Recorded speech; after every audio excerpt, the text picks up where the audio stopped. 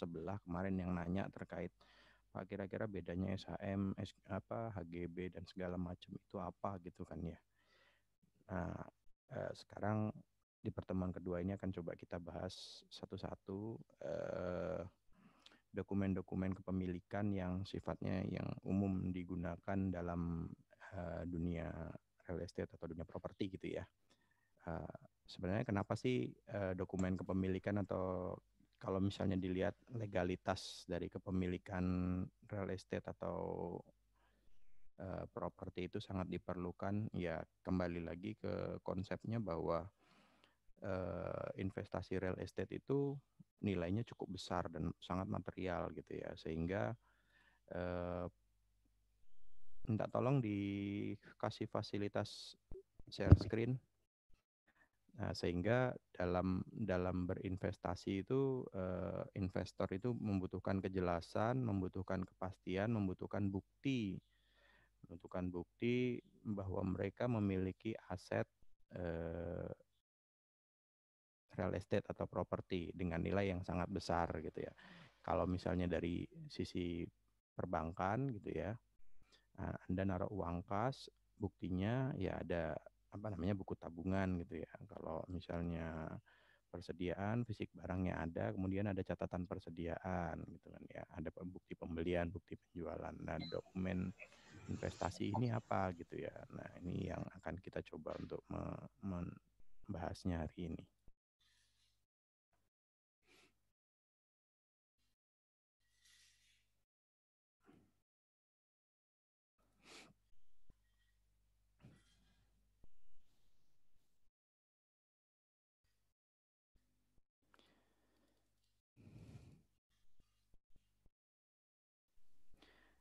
Baik, jadi kita mengacu ke Undang-Undang Pokok Agraria Nomor 5 Tahun 60 terkait dengan dokumen-dokumen kepemilikan dan perizinan tanah, bangunan, air, tanah dan segala macamnya gitu ya, ada di situ semua. Untuk tanah nanti akan dibagi menjadi hak milik, kemudian ada hak guna bangunan, ada hak guna usaha, ada hak pakai dan hak sewa. Masih banyak sebenarnya hak-hak lain yang dijelaskan di situ, cuman secara umum konteks investasi real estate tidak membahas sampai di situ gitu ya. Yang paling umum ketika kita mau berinvestasi, maka apa bukti investasi tersebut, dokumen-dokumen kepemilikan apa yang legal sehingga kita dapat mempertanggungjawabkan investasi tersebut. Ya, ini yang biasa digunakan hak milik, HGB, HGU, hak pakai, hak sewa gitu ya. Ada satu lagi nanti HPL, hak pengelolaan gitu ya. Mungkin biasanya kalau hak pengelolaan itu karena tidak diberikan kepada privat, jadi hanya diberikan kepada instansi pemerintah atau instansi misalnya BUMN dan segala macamnya. Jadi mungkin nanti hanya sekilas saja gitu ya. Sedangkan untuk bangunan ada SBKBG, kemudian ada SHM Sarusun dan juga SKBBG Sarusun gitu ya. Kita mulai untuk kepemilikan atas tanah. Nanti kalau sudah komplit saya tolong diinformasikan ya supaya saya mengabsen via portal gitu ya. Ya, jadi kepemilikan atas tanah itu jadi hak atas tanah itu sebenarnya secara umum, secara absolut tanah itu merupakan milik negara. Jadi konsep secara umum itu bahwa yang namanya seluruh tanah yang ada di muka bumi Indonesia itu adalah milik negara. Awalnya seperti itu. Ya, awalnya seperti itu. Nah, kemudian atas tanah-tanah tersebut, maka negara mengakui beberapa tanah yang baik itu dimiliki oleh privat, baik itu dimiliki oleh badan usaha, dan juga tanah yang dimiliki yang digunakan oleh adat gitu ya. Nah, makanya nanti ketika kita bahas tentang tanah, ada tanah yang dikuasai oleh negara secara keseluruhan. Tanah itu awalnya dikuasai oleh negara, kemudian ceritanya berkembang bahwa ada sekumpulan orang yang mendiami atau meninggali tanah tersebut, misalnya dalam suatu adat gitu ya, meskipun itu tidak dimiliki oleh adat tersebut, tapi karena dia secara turun-temurun, secara nenek moyang dia memang sudah meninggali tanah tersebut, maka pada akhirnya negara memberikan memberikan kekuasaan kepada mereka untuk menempati, untuk menggunakan, untuk mengelola tanah tersebut dan menyebutnya sebagai tanah adat atau tanah ulayat gitu ya. Jadi kita sudah ada bunderannya tuh, lingkaran besarnya ada tanah negara, kemudian kita sudah punya satu lingkaran kecil tanah negara, tanah ulayat atau tanah adat. Nah, secara formal, secara legal formal, tanah adat, tanah ulayat ini tetap dimiliki oleh negara, tapi pengelolaan, penggunaan dan penguasaannya itu diberikan kepada adat tersebut. Silakan Anda menempati, silakan Anda tinggal, silakan Anda melakukan kegiatan adat istiadat di situ. Tapi syaratnya satu, tidak boleh dijual, tidak boleh dimiliki secara pribadi, tidak boleh dimiliki secara badan hukum gitu ya. Nah, kalau Anda mau mentransfer atau mengkonvert tanah adat itu menjadi tanah milik pribadi atau menjadi milik tanah badan hukum, maka Anda harus menyerahkan tanah adat itu kembali ke negara terlebih dahulu, baru kemudian disertifikasi, entah itu dalam bentuknya HM, HGB, HU, dan segala macamnya gitu ya. Jadi itu terkait dengan tanah adat atau tanah ulayat. Nah, kemudian ternyata yang tinggal di negara kita ini tidak hanya orang-orang penduduk suku-suku asli adat istiadat gitu ya. Ada juga ketika negara penduduk-penduduk yang memang secara legal formal mereka sudah secara turun-temurun juga tinggal di situ.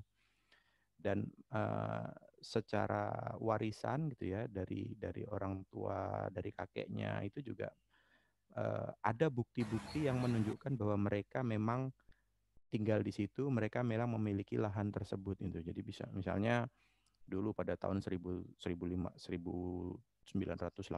atau 1940 gitu ya. Orang tua mereka datang ke suatu tanah, kemudian mereka mau melakukan pematokan, mereka tinggal di situ sampai beranak pinak, bercucu segala macam. Nah, kemudian ada buktinya bahwa misalnya mereka membeli pada seseorang atau mereka melakukan kegiatan itu selama bertahun-tahun sampai pada akhirnya negara mengakui bahwa tanah itu adalah milik mereka. Nah, tanah itu milik mereka, maka harus didaftarkan atau harus disertifikasi kepada negara melalui BPN gitu ya. Jadi, nah, tanah-tanah inilah yang diberikan pengakuan oleh negara dalam bentuk hak milik. Oke, karena Anda sudah tinggal di situ, karena Anda sudah membeli, karena Anda sudah membayar dan segala macamnya, maka negara kami mengakui bahwa itu adalah hak milik Anda, silakan Anda pergunakan, silakan Anda kelola, silakan Anda kuasai apa yang ada di dalamnya, dan juga air, tegakan, dan segala macamnya itu menjadi milik Anda dan itu bersifat kuat dan tetap di mata hukum gitu. Jadi nanti konteksnya ada tanah yang dikuasai oleh negara secara besar, kemudian di dalamnya lingkarannya ada tanah ulayat atau tanah adat yang secara penguasaan tetap kepemilikan tetap milik negara tapi dikuasai dan dikelola oleh masyarakat adat. Kemudian ada tanah yang dikuasai oleh perseorangan privat dan ada juga tanah yang dikuasai oleh badan hukum atau misalnya perusahaan-perusahaan, yayasan dan segala macamnya. Nah, jenis-jenis hak atas tanah itu ada yang namanya hak milik. Kemudian ada hak guna usaha. Hak guna usaha itu tidak dimiliki tapi dia dapat menggunakan tanah tersebut untuk usaha gitu ya, untuk usaha. Kemudian ada hak guna bangunan. Meskipun dia tidak memiliki tanah tersebut tapi dia boleh menggunakan itu untuk mendirikan suatu bangunan. Gitu ya. Dia tidak memiliki tanah tapi dia diberikan hak untuk mendirikan suatu bangunan di situ dan menggunakan bangunan tersebut selama periode tertentu. Kemudian ada lagi yang namanya hak pakai, hak sewa, hak membuka tanah, mengutasi hutan dan segala macamnya gitu ya. Kita Izin bahas Pak, ya, silakan. sudah lengkap, sudah hadir semua. Bentar ya. Ya, yang mau bikin kopi, yang mau bikin teh silakan di eksekusi terlebih dahulu sambil saya sebentar, saya stop share screen dulu.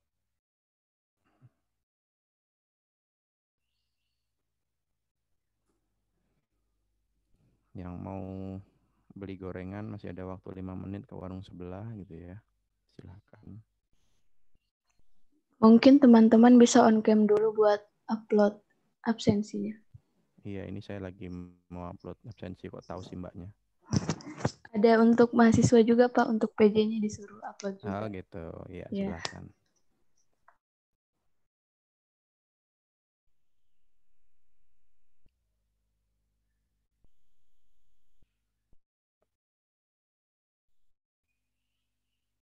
Iya.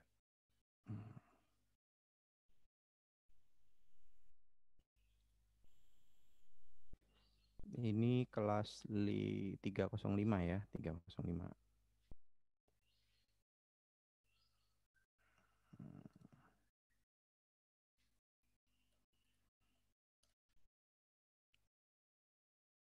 Oke, kalau dari saya sudah sih. Sudah Kalau Pak. dari, ya, kalau dari teman-teman silakan.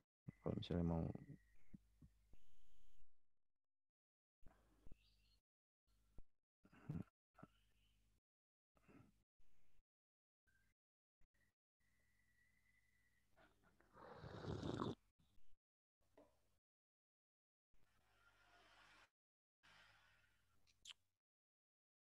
Bentar, sambil saya isi portal sekali. Isi portal ini agak merepotkan, jadi dan dituntut pertanggungjawabannya gitu. Jadi kadang-kadang harus meluangkan sedikit waktu nunggu ngupload.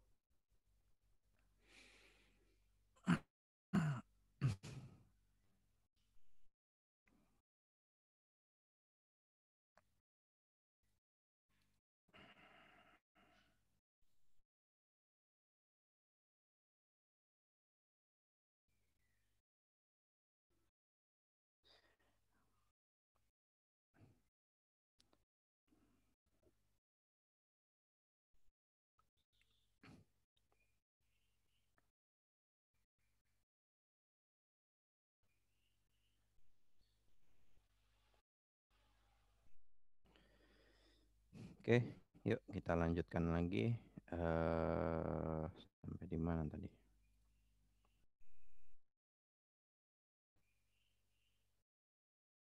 Sampai di hak milik gitu ya. Oh iya, rencananya nanti minggu depan kan materinya itu pertemuan ketiga dan keempat itu pajak ya, terkait dengan perpajakan tentang real estate atau properti. Itu kan paling yang dibahas tentang PP, BPHTB itu ya,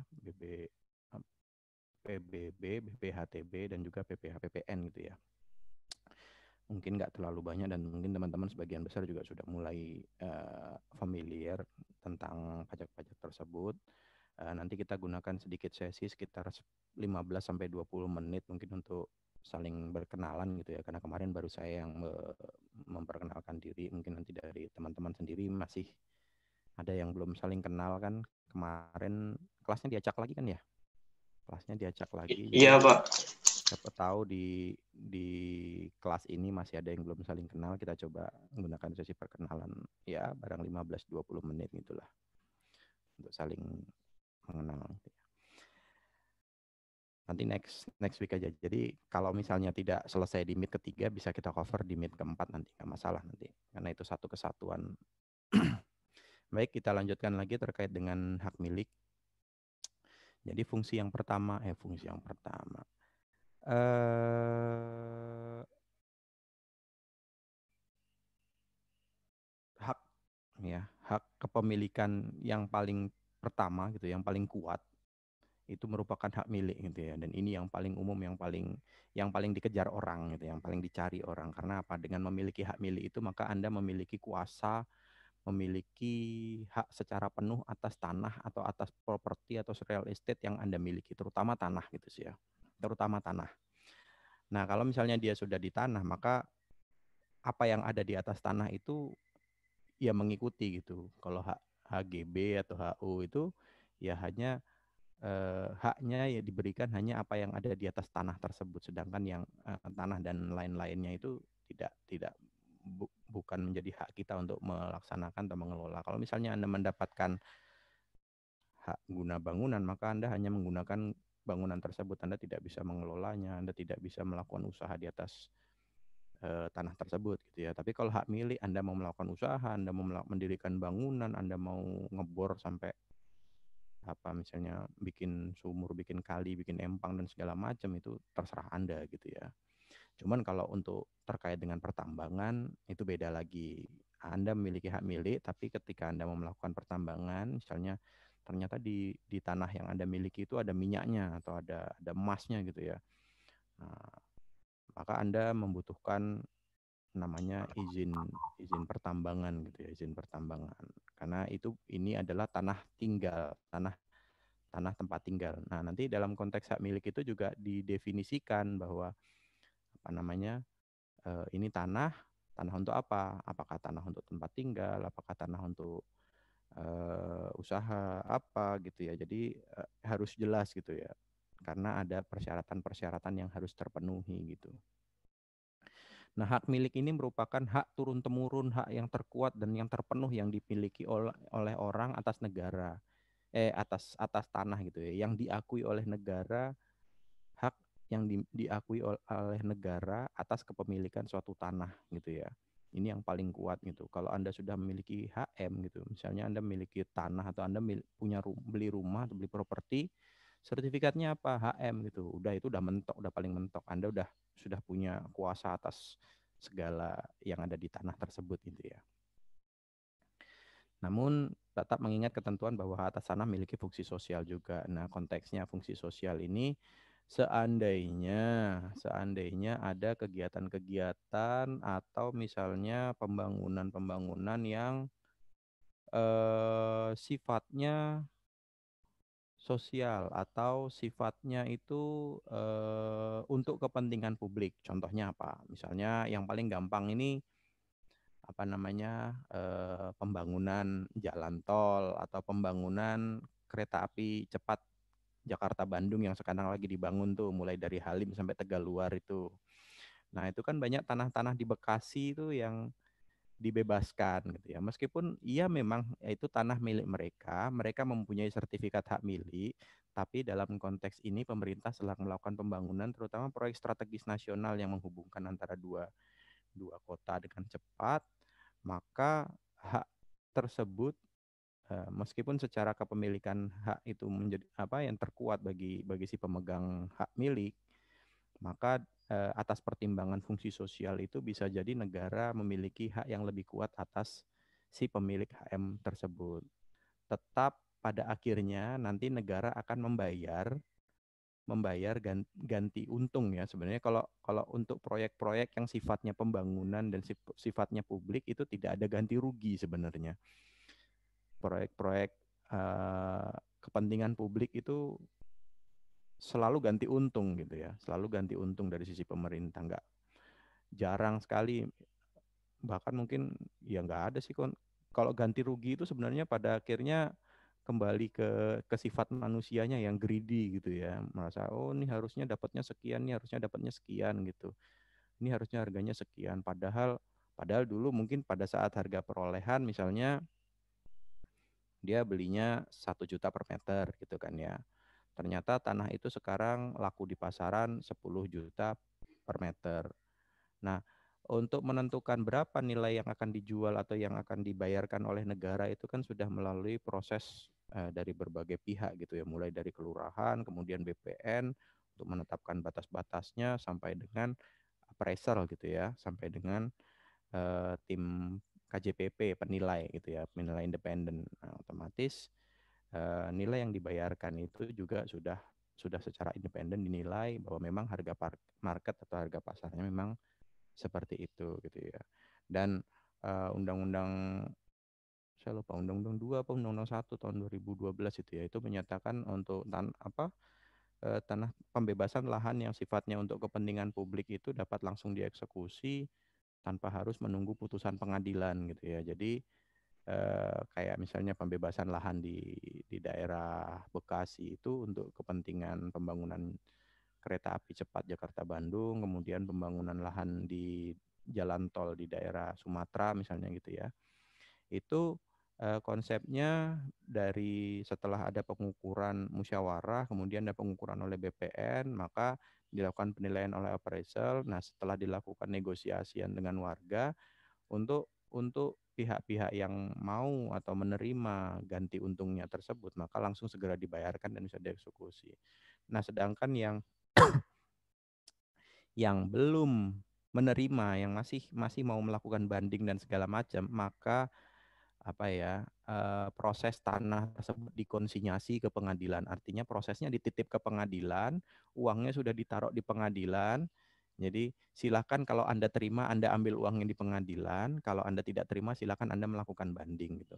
Tapi pada akhirnya biasanya ya, kalau konteksnya itu lawannya adalah pemerintah dengan pembangunan proyek publik, itu pada umumnya ya dimenangkan oleh pemerintah sih gitu.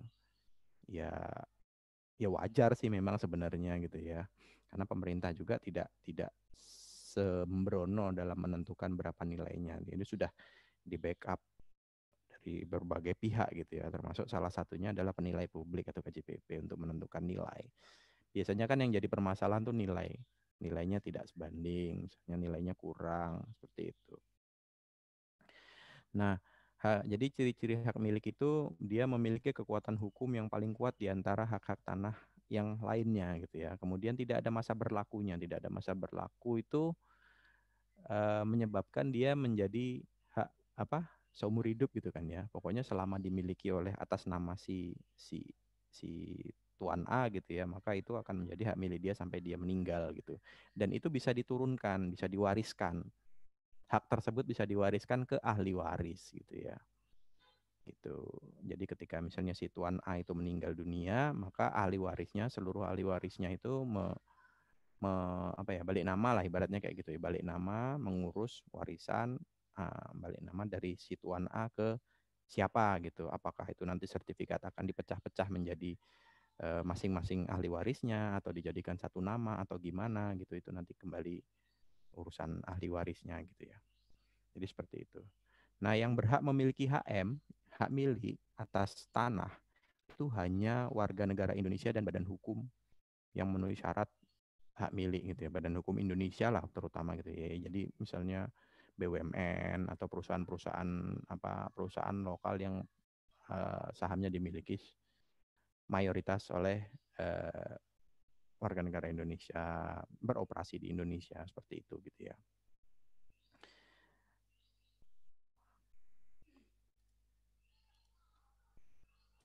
Nah, untuk WNA tidak diperkenankan untuk memperoleh hak milik gitu ya. Jadi eh, mereka hanya diberikan status hak pakai gitu. Makanya banyak kalau misalnya di Bali gitu ya, banyak bule-bule yang punya villa gitu ya, banyak bule-bule yang punya villa.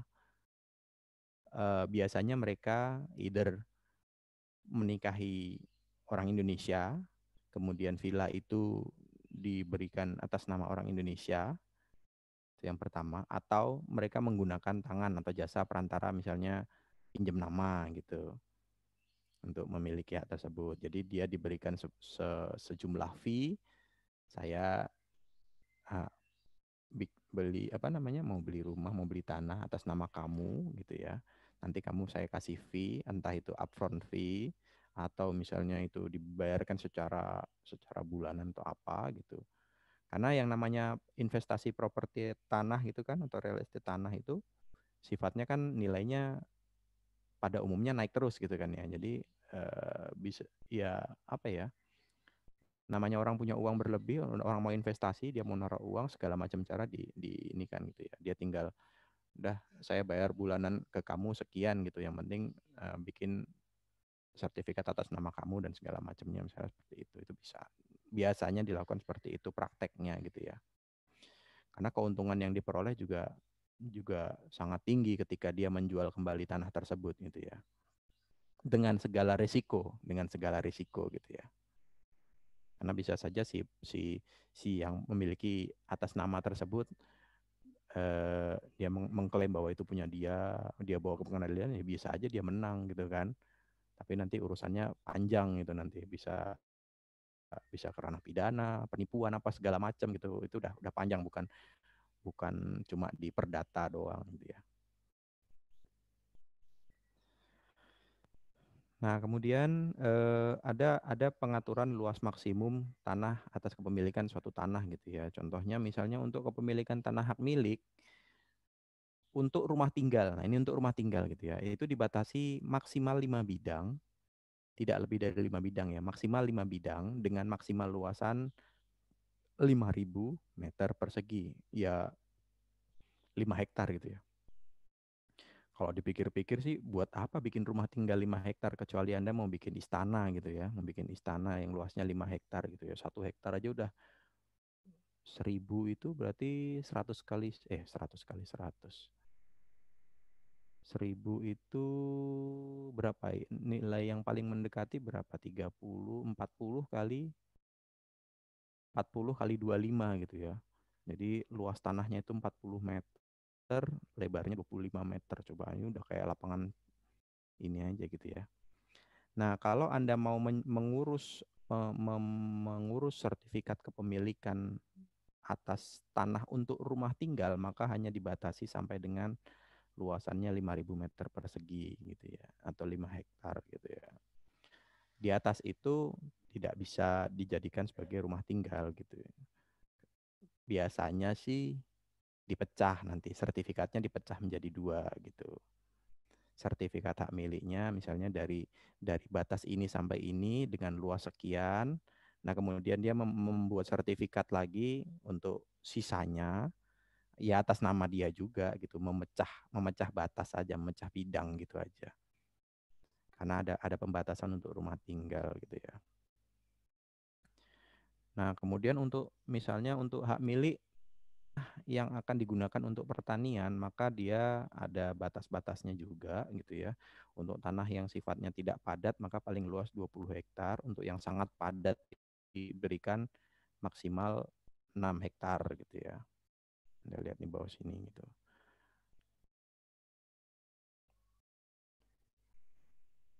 Nah, untuk perolehan hak milik, Anda bisa memperoleh tanah hak milik ini melalui berbagai macam metode gitu ya. Bisa melalui jual beli gitu ya. Anda ada yang jual tanah, kemudian Anda beli gitu kan. Misalnya tukar menukar gitu antara satu pihak dengan pihak lain atau satu instansi atau satu badan hukum dengan badan hukum yang lain. Bisa juga dihibahkan, orang tua Anda menghibahkan kepada Anda misalnya,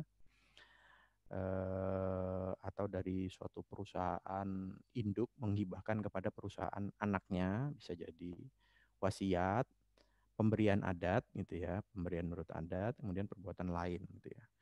Nah, ini juga dalam memperoleh hak milik ini hanya dapat dilakukan antar WNI atau badan hukum yang sah gitu ya, badan hukum Indonesia gitu ya.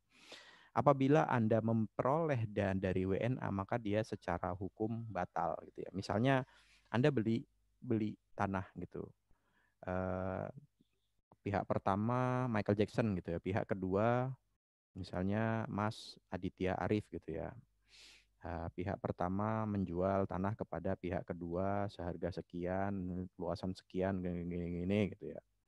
Nah, ternyata diketahui bahwa Michael Jackson ini adalah orang Amerika, misalnya gitu ya. Loh, kok bisa si Mas Aditya Arif ini membeli tanah dari si Michael Jackson gitu ya? Pertanyaan yang pertama kayak gitu. Yang pertama, yang kedua, bagaimana si Michael Jackson ini yang seorang warga negara Amerika dapat memiliki sertifikat hak milik gitu ya. Nah, maka pembelian yang dilakukan oleh Mas Aditya Arif itu akan batal demi hukum karena WNA tidak berhak memiliki eh, apa namanya sertifikat tanah tersebut. Ya, terus gimana Pak? Kerugian saya gimana? Terus bagaimana konsekuensinya? Ya, konsekuensinya silakan Anda menuntut si Michael Jackson itu ke ranah pengadilan, misalnya penipuan atau apa gitu ya, pemalsuan dokumen atau apa gitu. Itu nanti proses tahapan selanjutnya. Tapi secara kepemilikan, maka kepemilikan yang Anda miliki itu, hak milik Anda itu, SHM itu batal demi hukum. Nah, apabila ternyata setelah di-traced bahwa si Michael Jackson ini bukan orang Amerika ternyata, oh dia orang Bukit Tinggi Pak gitu ya. Kalau kita lihat kan orang Padang itu kan namanya kan kadang-kadang ada yang John lah, ada yang siapa lah gitu kan, namanya nama-nama barat gitu ya. Nah, itu berarti nggak masalah gitu ya. Jadi bisa saja gitu. Jadi ini ceritanya Mas Aditya Arif ini lagi beli tanah di daerah Padang, mungkin misalnya di daerah apa Sumatera Barat gitu ya, yang nama-nama orangnya tuh nama-nama orang-orang bule gitu ya. Oke, ini nggak rasis ya, karena saya banyak punya teman orang-orang Sumatera Barat itu namanya keren-keren gitu ya. Ada John Z Nazaputra gitu, ada pokoknya keren-keren lah. Gitu ya. Oke, kemudian perolehan hak milik itu juga dapat diperoleh melalui perubahan status gitu ya, perubahan status. Jadi misalnya Anda beli rumah HGB gitu ya, atau hak pakai gitu ya. Kemudian Anda mau meningkatkan menjadi hak milik itu bisa gitu ya, dengan batasan maksimal misalnya 600 meter persegi. Nah, kenapa sih orang lebih memilih mengejar hak milik gitu ya? Yaitu tadi karena dia adalah hak tertinggi, hak yang paling kuat yang dimiliki atas tanah atau atas properti gitu ya. Meskipun secara nilai proses pengurusan dan nilai nilai transaksinya itu untuk hak milik itu yang paling mahal gitu ya, yang paling mahal. Untuk HGB, kalau untuk HGB untuk tanah tinggal itu ngurusnya cuma di gubernur dan biayanya tidak terlalu mahal dibandingkan ketika Anda mengurus hak milik. Kalau hak milik ngurusnya harus di notaris kemudian nanti di ini ke BPN gitu ya, ke BPN dari kelurahan ke notaris kemudian ke BPN gitu. Sementara kalau untuk yang apa namanya HGB atau HGU itu cukup sampai di pemerintah daerah gitu ya karena tidak terkait dengan tanahnya gitu. Hanya penggunaan tanahnya itu saja gitu. Efeknya sih ke retribusi, pajak, izin usaha dan segala macamnya gitu ya.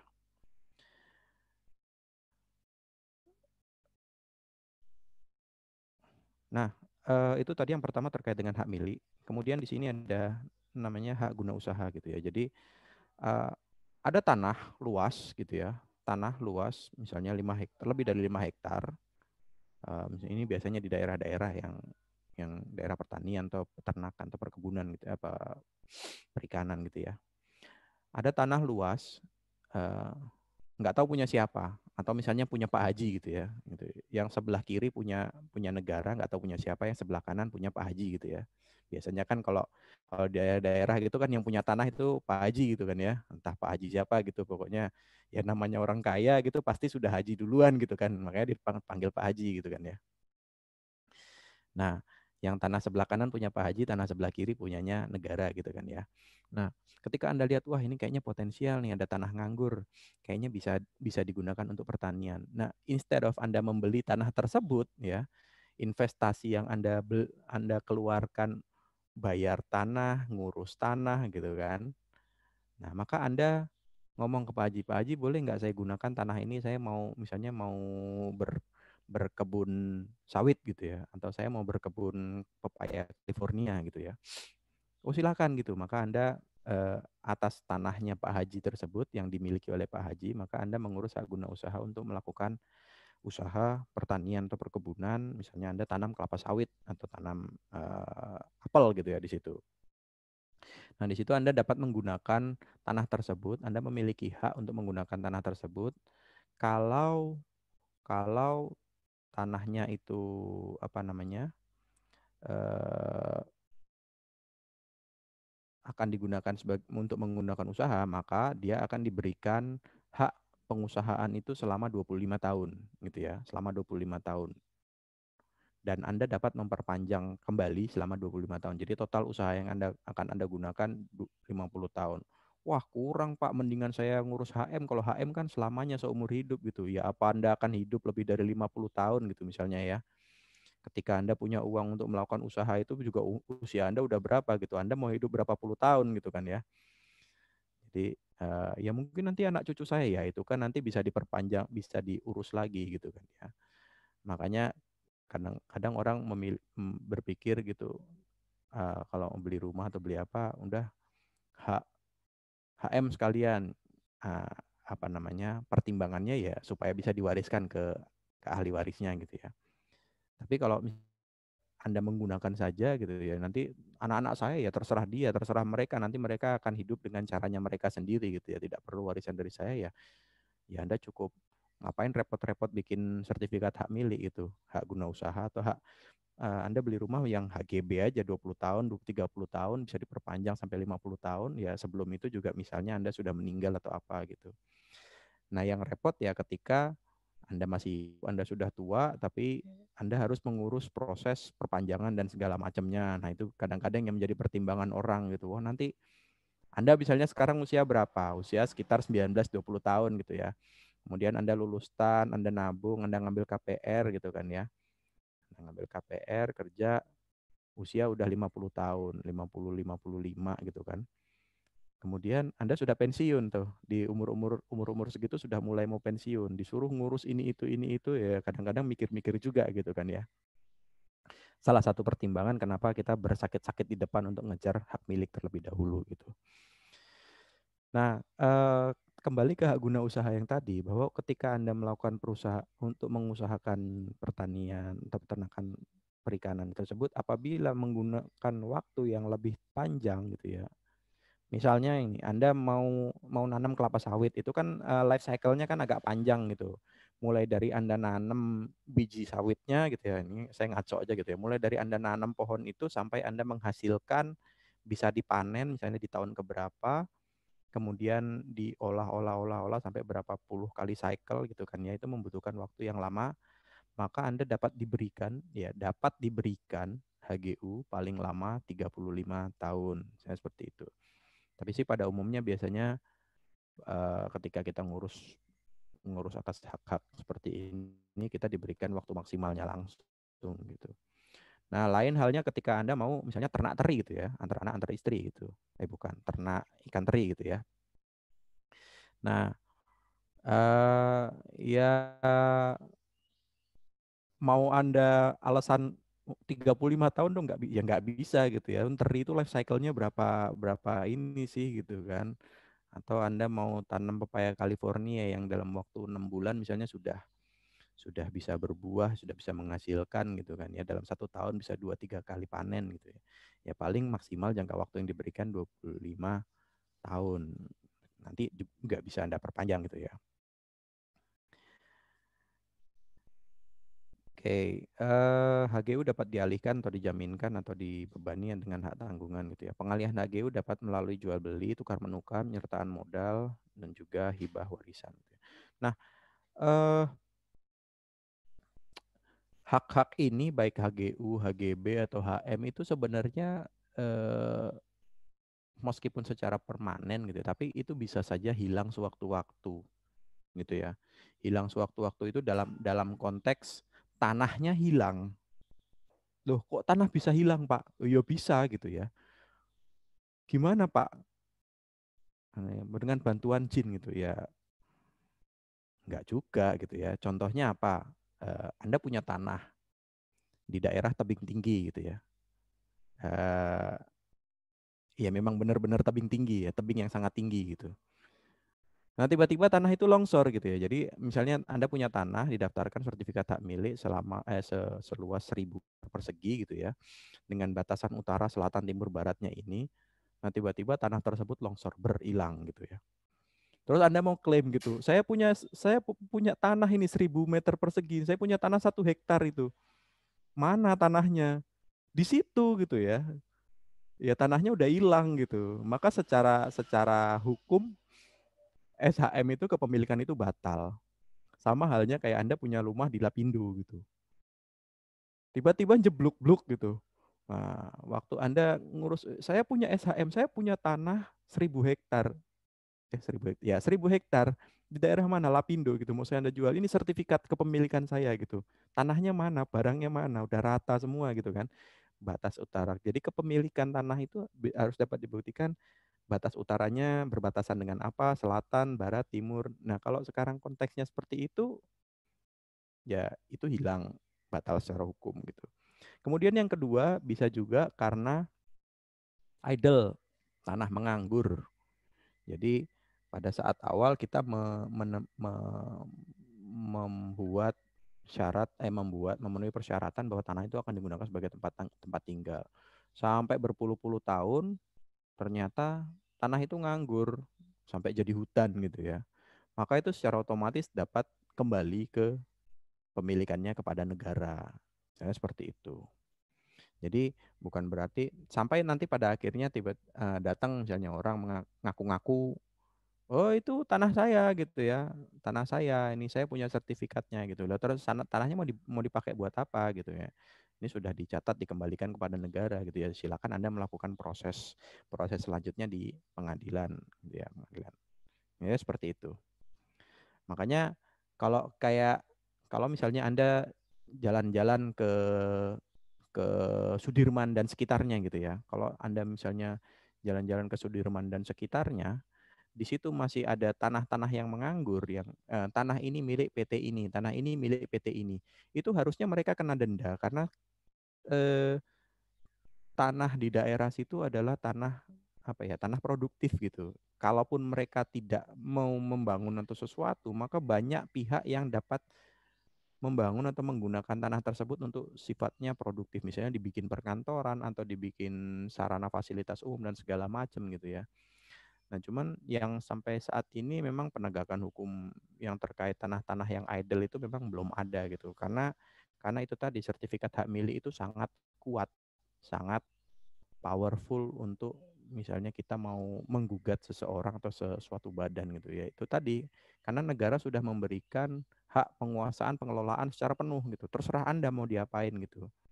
Tapi harusnya kembali lagi ke fungsinya. Di awal dia mau membuat tanah itu untuk tempat tinggal ya segera dibuat tempat tinggal, jangan dibiarin aja. Kalau misalnya memang seperti itu ya uh, mungkin pada saat awal sertifikat itu tidak disetujui oleh pemerintah misalnya seperti itu.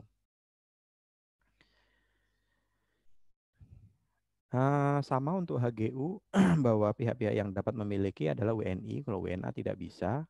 Kemudian badan hukum yang didirikan menurut Badan Hukum Indonesia gitu ya. Untuk pemberian HGU itu untuk yang kurangnya dari 25 hektar, maka yang memberikan HGU nanti adalah gubernur, cukup gubernur, ya, kepala daerah gitu ya. Nah, sedangkan untuk apa yang kurang 25 hektar sampai dengan 100 hektar itu nanti ditandatangani oleh kepala kantor wilayah BPN, Kakanwil BPN. Sedangkan untuk yang lebih dari 100 hektar ya kepala BPN, dalam hal ini Menteri ATR sekarang ya. Menteri ATR garing BPN. Hak-hak ini setiap negara perlakuannya berbeda ya. Kalau misalnya di Australia atau di Amerika gitu, yang saya pahami kalau di Australia itu WNA boleh memiliki tanah, boleh memiliki properti gitu ya. Karena beberapa teman saya yang dulu tinggal eh, jadi kalau di Australia itu ada yang namanya permanent resident. Permanent resident itu adalah WNA yang sudah tinggal selama lebih dari sekian tahun, periodenya beda-beda tiap negara gitu ya. Kalau di Australia itu sekitar 5 sampai 8 tahun, 5 tahun kalau nggak salah 5 tahun. Maka dia mendapatkan hak-hak yang sama dengan WNI, WN Australianya gitu ya. WN Australia. Nah, eh, iya, WNA itu warga Australia ya, warga negara asing gitu ya. Jadi mereka mendapatkan hak-hak yang sama. Jadi mereka boleh beli rumah, mereka bisa melakukan apa hak usaha atau mereka memiliki hak-hak yang sama dengan WNA. Nah, kalau di Indonesia ini kan memang agak berbeda gitu ya. Mereka tidak mengakui dui kewarganegaraan gitu ya, dan juga WNA itu hak-haknya sangat terbatas gitu kalau di kita ini. Kalau di sana kayak teman-teman saya itu yang sudah tinggal lebih dari 5 tahun, mereka bisa beli rumah, mereka memiliki hak yang sama untuk mencicil rumah atau memiliki sertifikat rumah gitu ya, atau tanah, mereka bisa beli tanah. Uh, ya kira-kira seperti itu.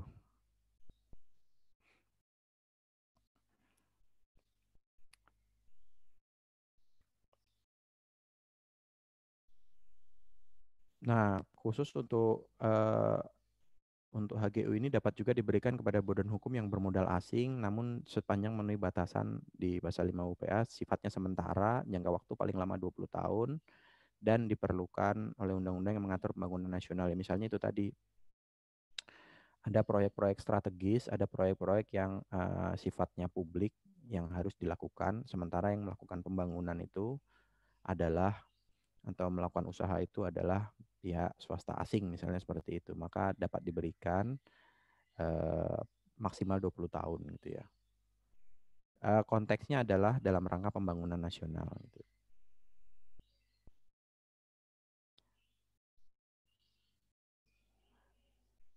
Nah, ini kesimpulan secara umum bahwa hak guna usaha itu untuk perseorangan dapat dimiliki, diberikan maksimal 25 tahun, sedangkan perusahaan 30 tahun untuk yang life cycle-nya lebih panjang misalnya ya. Nah, untuk perpanjangan itu dapat diajukan minimal 2 tahun sebelum habis berlakunya gitu. Jadi kemarin itu ada kasus juga, ya bukan kasus, sebenarnya aksi korporasi gitu ya. Aksi korporasi suatu BUMN, mereka memiliki hak guna usaha atas tanah peternakan. Jadi BUMN ini bergerak di bidang di sektor peternakan, perdagangan dan peternakan gitu ya. Mereka jual mereka berternak sapi, kemudian sapi itu dijual, dagingnya dijual, sapinya dijual ke diekspor gitu ya dan ke pasar lokal. Nah, mereka mempunyai HGU yang akan habis masa masa ininya di tahun 2021. Besok ini ya, tahun depan. Nah, tahun kemarin itu 2019 mereka datang ke kami ke BPKP, mereka mau minta dilakukan review atas aksi korporasi yang akan mereka lakukan. Ada 3 opsi yang akan mereka lakukan. Yang pertama itu mereka karena gini, kenapa mereka datang ke kita? Karena sebagai contoh mereka punya HGU atas tanah 10.000 meter, 10.000 meter persegi atau 10 hektar gitu ya untuk melakukan usaha peternakan itu. Tapi yang bisa mereka occupied itu cuma 30%-nya. Sehingga ada idle 70%. Di satu sisi mereka membayar untuk 10 hektar, tapi yang mereka gunakan, yang mampu mereka gunakan karena mereka keterbatasan modal juga, itu hanya tanah sebesar 30%, sehingga yang 70% ini nganggur. Nah, ada 3 opsi yang mereka mereka ajukan kemarin. Yang pertama, apakah mereka akan melepas keseluruhan HGU ini? Jadi mereka tidak memperpanjang HGU ini, mereka mencari tanah yang lain yang hanya ukurannya 30% untuk usaha peternakan mereka. Yang kedua, apakah mereka akan memperpanjang keseluruhan? Konteksnya ya mereka membayar sejumlah uang seperti itu dengan pajak yang dibayarkan setiap tahunnya, dengan segala konsekuensinya, otomatis mereka membayar kelebihan gitu ya. Yang mereka cuma butuhnya 30 tapi mereka membayarnya sampai 100% gitu ya. Yang ketiga, apakah mereka akan melakukan penyesuaian, misalnya HGU itu hanya sebatas 30% atau sebatas maksimal bidang yang ditetapkan gitu ya. Misalnya satu bidangnya itu atau 2 bidang itu nilainya 40%, ya sudah mereka ambil 40% aja. Mereka ambil 2 bidang aja untuk HGU itu. Jadi mereka nggak ambil keseluruhan. Nah, itu mereka kemarin meminta review dari sisi ekonomis dan efisiensi mana yang lebih itu, dan dari sisi hukum apakah itu dimungkinkan atau diperbolehkan atau tidak. Itu kemarin aksi korporasi yang dilakukan oleh suatu BUMN gitu ya.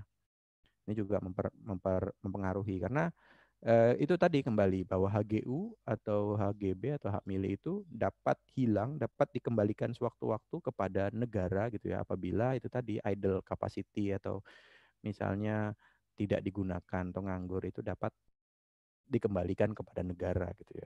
Sebenarnya kan rugi juga, kita sudah membayar membayar pengurusan sertifikat kepemilikan hak itu di awal gitu ya, kemudian tidak kita manfaatkan atau tidak kita gunakan. Tapi ya kadang-kadang itu tadi keterbatasan modal kerja gitu ya. Kita di awal, oh nanti saya mau bikin pabrik, mau membuat usaha ternak bebek di lahan 10 hektar gitu ya. Ternyata baru jalan 1, 2, 3 tahun modalnya udah habis gitu ya. Penjualan bebeknya tidak lancar, cash flow-nya nggak lancar. Jadi ya di awal yang cita-citanya tinggi dan sangat mulia itu menjadi hilang gitu ya ketika terbentur dengan keterbatasan modal. Saya seperti itu.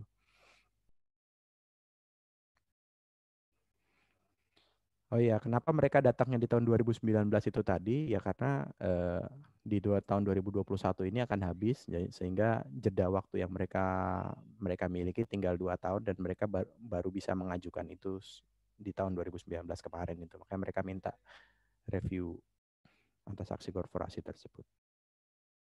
Itu terkait HGU, saya sedikit tambahkan tentang HGB ini mungkin related gitu ya. Cuman kalau yang tadi konteksnya kita gunakan untuk usaha, maka ini tanahnya ini kita gunakan untuk bangunan. Nanti ini hampir sama, hampir sama. Persyaratan-persyaratannya hampir sama, jadi sekalian aja.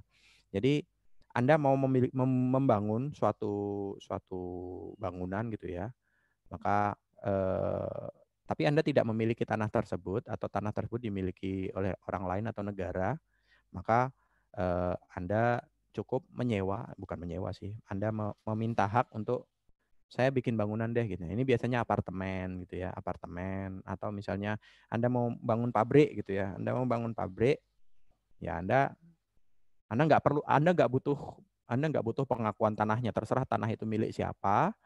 Yang penting saya butuh pabriknya atau saya butuh gudangnya, saya mau bangun itu gitu. Nah, Anda cukup mengurus HGB yang dari sisi apa biaya juga lebih kecil daripada Anda mengurus HM gitu ya. Kalau HM Anda harus beli tanahnya dulu, Anda harus ngurus sertifikat dan segala macamnya baru Anda bikin bangunan. Mending langsung Anda cari tanah siapa, Anda bikin HGB di situ. Anda bisa mendirikan, mempunyai bangunan di tanah tersebut selama 30 tahun dan dapat diperpanjang paling lama 20 tahun. Jadi total 50 tahun Anda bisa occupied bangunan tersebut tanpa Anda harus membeli tanah gitu ya. Dan sifatnya dapat dialihkan atau dijaminkan, dapat dijadikan jaminan. Anda bisa sekolahkan GB tersebut gitu ya. Jadikan jaminan pinjaman online gitu ya. Jangan ya. Pinjaman online itu sangat sangat jahat dan sangat berbahaya. Sebisa mungkin Anda jangan jangan mendekati atau jangan mencet atau jangan ngeklik itu. Bahaya pokoknya. Itu ya.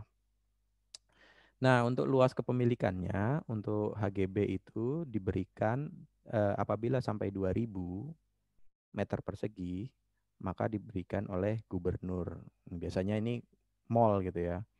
Kalau Anda bikin rumah, ya paling cuma mentok sampai di gubernur aja gitu ya.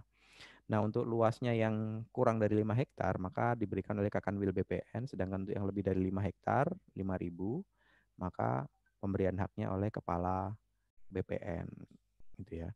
Nah, ini menjadi salah satu pertimbangan juga ketika orang atau Anda misalnya nanti akan membeli properti, maka Anda harus mempertimbangkan apa sih sertifikat, apa sih hak kepemilikan yang dapat Anda miliki atas investasi properti tersebut. Misalnya Anda beli rumah, dijual rumah sertifikat HGB gitu ya. Ya, sertifikat HGB berarti Anda hanya bisa menggunakan rumah itu selama 30 tahun gitu ya. Lah Pak, nanti kalau misalnya saya saya udah beli terus tiba-tiba sertifikat HGB-nya habis ya Anda perpanjang sendiri, Anda urus sendiri gitu ya. Nah, kalau tanahnya kalau misalnya nanti tanahnya dijual terus diapain oleh pemilik barunya ini itu, ya itu nanti akan kembali ke proses pengadilan gitu ya. Dan kalau misalnya ternyata tanahnya adalah tanah sengketa, ya kembali ke proses pengadilan gitu ya. Misalnya Anda beli rumah, sertifikatnya HGB di atas tanah milik Pak Haji gitu ya. Ternyata tanah Pak Haji ini bersengketa dengan Pak Ustadz gitu ya, atau Pak Haji B gitu ya. Maka nanti tinggal dibuktikan di pengadilan siapa pemilik tanah itu yang sah gitu. Nah, kalau ternyata Anda uh, bertransaksi dengan Pak Haji A, ternyata tanah ini yang sah adalah milik Pak Haji B, maka apabila Pak Haji B menghendaki permasalahan apa bangunan itu dihilangkan atau apa segala macam, misalnya tidak tidak secara kekeluargaan, ya otomatis akan kembali ke proses pengadilan. Anda bisa menuntut ke si Pak Haji A bahwa dia miss one prestasi atau apa segala macam dan itu akan menjadi lebih repot. Makanya kadang-kadang di awal orang lebih memilih untuk mencari rumah atau properti karena investasinya sangat besar gitu ya. Lebih memilih untuk mencari yang sertifikat hak milik ya karena itu tadi dari sisi kekuatan hukum udah paling tinggi gitu ya. Ini yang terkait dengan HGB gitu ya. Nah, cuman kalau misalnya apartemen gimana? Ya, kalau apartemen ya Anda tidak bisa memiliki tanahnya memang. Anda cukup Anda apartemen kan cuma beli gedung aja gitu ya. Anda nggak punya tanah di situ. Ya dengan segala konsekuensinya gitu. Ya kan seperti itu. Yang paling paling yang jadi pertanyaan apakah Anda akan hidup selamanya gitu ya. Anda akan hidup selamanya gitu. Ya kalau Anda merasa cukup dengan 30 tahun saja cukup lah, paling nanti saya juga udah meninggal di situ ya, yaitu pertimbangan Anda gitu ya. Toh juga kalau saya masih hidup bisa diperpanjang, ya itu pertimbangan Anda gitu ya. Nanti kembali ke pribadi masing-masing gitu. Nah, ya seperti itu. Nah, objek HGB itu yang boleh memiliki WNI dan Badan Hukum Indonesia gitu ya. Nah, objek HGB itu tanah negara. Jadi Anda bisa memperoleh HGB di atas tanah negara atau tanah HPL atau tanah hak milik. Ya, tanah hak milik pribadi atau privat gitu ya. Privat itu dan badan hukum privat gitu ya. Kalau tanah HPL itu tanahnya tanah negara, tanah yang dikuasai negara, tapi negara memberikan kewenangan pengelolaannya, penguasaannya kepada instansi tertentu yang ditunjuk gitu. Instansi ini biasanya instansi pemerintah atau BUMN atau kementerian dan lain-lain misalnya atau badan otorita gitu ya. Nanti kita bahas sedikit tentang hak pengelolaan. Jadi tanahnya tanah negara tapi pengelolanya bukan negara gitu ya, instansi pemerintah gitu. Nah, itu bisa kita kita peroleh HGB di situ.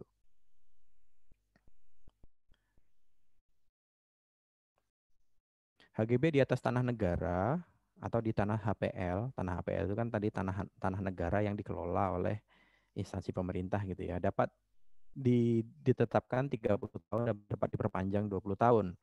Kalau di atas tanah hak milik pribadi atau badan hukum, maka paling lama 30 tahun dan tidak dapat diperpanjang. Tuh, tadi katanya boleh diperpanjang, Pak. Iya, maksudnya diperbarui, dibuatkan hak guna bangunan yang baru dengan perjanjian di PWT atau notaris, kemudian nanti didaftarkan. Nah, ini relatif lebih gampang karena ketika misalnya jatuh tempo kita kita tinggal cari notaris, kita minta dibuatkan eh, apa namanya perjanjian dengan si pemilik tanah gitu ya. Kemudian kita mendaftarkan kantor pertanahan. Konteksnya diperpanjang itu maksudnya kita yang baru lagi memperbarui lah gitu ya. Kalau yang perpanjang itu sama, cuman apa namanya batasannya juga ya prosesnya jauh lebih gampang gitu ya. Perpanjangan dapat dilakukan selambat-lambatnya 22 tahun sebelum masa berakhirnya HGB tersebut. Syarat-syaratnya nanti Anda baca sendiri, pada umumnya ya baik dan sudah apa namanya eh, secara resmi lah terdaftar gitu ya, terpenuhi gitu ya, memenuhi RT RW daerah dan segala macamnya itu nanti bisa.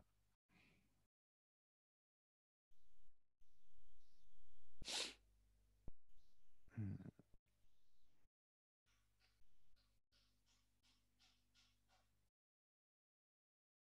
Ini nanti Anda baca saja. Saya loncat sedikit ke HPL dulu, hak pengelolaan, supaya nyambung gitu ya. Nah, jadi ada namanya HPL juga, hak pengelolaan. Jadi hak pengelolaan ini hak menguasai dari negara yang kewenangannya dilimpahkan kepada pemegangnya. Negara menunjuk suatu instansi untuk mengelola tanah negara gitu ya. Kepemilikannya adalah tanah negara tapi dikelola oleh mereka. Mereka bisa melakukan usaha, mendirikan bangunan dan segala macamnya. Mereka bisa melimpahkan lagi hak-hak yang ada di atas tanah tersebut kepada pihak lain gitu ya. Jadi ada misalnya dibuat HGB atas tanah HPL atau HGU di atas tanah HPL itu boleh gitu. Contohnya di sini yang bisa diberi hak pengelolaan misalnya instansi pemerintah atau instansi Pemda gitu ya. Kemudian BUMN, BUMD, PT Persero BUMN ya. Kalau ada PT terus belakangnya Persero, kalau ada bahasa Persero itu pasti BUMN gitu ya. Kemudian badan otorita, kemudian badan hukum pemerintah lain yang ditunjuk pemerintah. Nah, contohnya gini, kayak misalnya tanah sepanjang daerah perkebunan Walini atau misalnya tanah-tanah perkebunan yang berada di daerah jalur Sumatera gitu ya, yang dikuasai oleh PTPN gitu ya, PT Perkebunan Nusantara. Nah, itu tanah secara tanah itu merupakan tanah pemerintah, bukan tanah PTPN gitu ya. Bukan tanah dari si BUMN tersebut. Tapi mereka diberikan hak pengelolaan. Ini tanah pemerintah, silahkan Anda lakukan, Anda kelola, Anda lakukan usaha di situ dari sektor perkebunan, mau Anda bikin jadi kebun teh, kebun kopi, kebun kelapa sawit, silahkan Anda gunakan. Kalau ternyata nanti di situ ada yang mau mendirikan bangunan, ada yang mau menyewa, ada yang mau memakai, silahkan nanti Anda urus sendiri, ya. Silakan Anda mengelola gitu. Silakan Anda mengelola, hasilnya nanti untuk Anda bisa memperoleh manfaat dari situ gitu ya. Jadi HPL ini khusus diberikan untuk instansi pemerintah gitu ya. Ya, meskipun dia tidak perlu memiliki, jadi nggak perlu negara melakukan penyertaan modal ngasih tanah tersebut, kemudian tanahnya dibalik nama atas nama PTPN, nggak perlu gitu ya. Tanahnya tetap tanah milik negara yang dikelola oleh si perusahaan tersebut. Nah, kayak contohnya ini tanah HPL di daerah Walini yang nanti akan menjadi perlintasan kereta cepat Jakarta-Bandung itu nanti di daerah perkebunan teh Walini situ kan akan dibangun apa namanya, stasiun gitu ya, akan dibangun stasiun transit TOD ya. Nah itu oleh PTPN diberikan HGB kepada si PT KCIC tersebut yang bangun kereta cepat itu, CQ PT PSBI sebagai perpanjangan tangannya di Indonesia, itu dia diberikan HGB kepada si PT PSBI tersebut, dan PT PSBI tersebut membayar kepada PTPN. Jadi itu jadi pendapatannya si PTPN juga. Tanah nanti yang dilintasi di perkebunan itu juga nanti dapat digunakan oleh si PT PSBI untuk membangun apa namanya, stasiun kereta api cepat itu di situ. Jadi tidak perlu nanti uangnya nggak masuk ke kas negara, tapi langsung uangnya masuk ke kasnya si BUMN tersebut untuk dikelola dan digunakan lagi oleh mereka gitu. Jadi itu tinggal kembali ke si pengelolanya itu tadi. Itu yang terkait dengan hak pengelolaan. Sampai di sini dulu mungkin terkait dengan hak milik, hak guna bangunan, hak guna usaha, hak pengelolaan. Ada yang mau didiskusikan, silakan teman-teman. Kalau ada 1-2 pertanyaan yang mau didiskusikan, silakan. Izin bertanya, Pak. Ya, siapa Mbak Nila ya? Ya, saya Nila Fikriyanti dari nomor 23. Mm-mm. Misalkan ada suatu bangunan milik seseorang. Nah, misalkan si A ini mau menjual tanah kosan. Nah, dan si B ini dia mau beli tanah itu. Nah, si A ini menetapkan DP misalkan 500 juta dari harganya itu misal 1 miliar. Nah, ketika si A ini udah bayar DP tersebut, tapi si B ini bentar. Iya, bentar. Saya juga bingung. Ya, ulangi, Pak. Ya, diulangi. Jadi kan si A jual tanah. Nah, dia itu netapkan seseorang itu kalau misalnya mau beli itu harus bayar DP-nya. Ya. Nah, Oke. Itu perjanjian antara dua pihak ya, perdata berarti ya. iya. Nah, misalkan si A ini menentukan batas keterikatan dari seseorang bayar DP itu misalkan 3 bulan. Ya. Nah, terus kalau misal si A ini setelah 3 bulan tuh Nggak bayar. Iya, nggak bayar sisa dari DP-nya, sisa dari bayarnya itu. Nah, sementara si A ini udah menggunakan tanah kos-kosan itu dan udah mendapatkan penghasilan. Nah, kira-kira